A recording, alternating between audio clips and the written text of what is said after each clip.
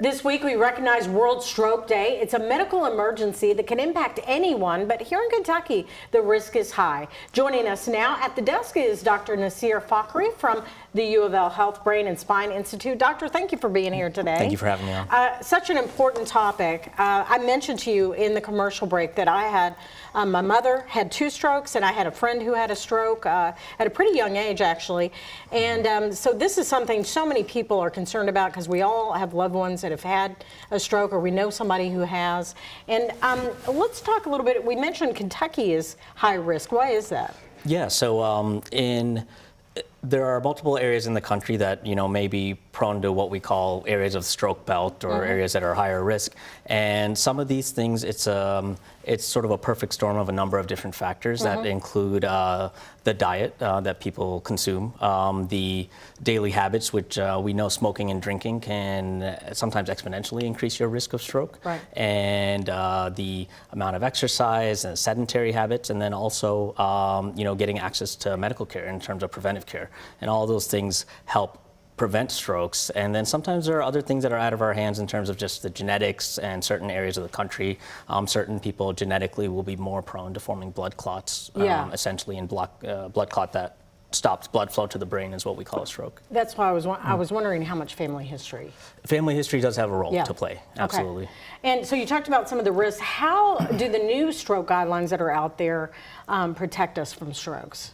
Yeah, so there was some new, we call them updated guidelines that were published from the American Heart Association in the last week. There was no big overhaul in terms of previous guidelines, but the focus was a little bit more on things that can be done for preventive care.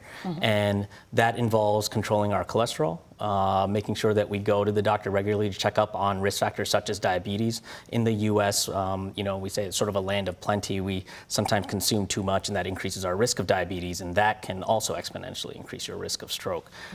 So seeing the doctor regularly and avoiding the things that we talked about. They mentioned smoking cessation, and there's a recommendation for moderate, a certain period of time that you want to engage in moderate physical activity, and then a certain period of time during the week that you want to engage in vigorous physical activities. And now these guidelines have shown us that if you engage in all of these things coming together, you can really minimize your risk of stroke. If you've had a stroke and recovered from one, these are ways that you can help prevent any further damage or any further strokes, and for primary prevention as well.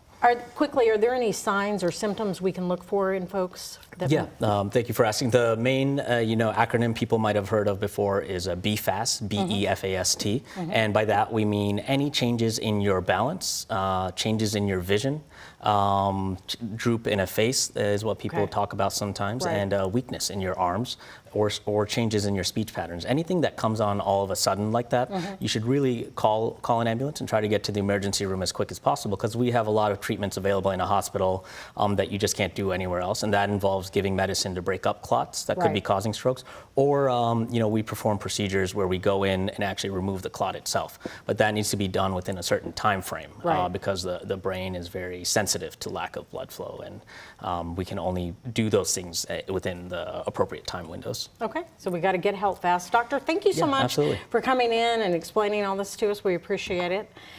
And coming up next,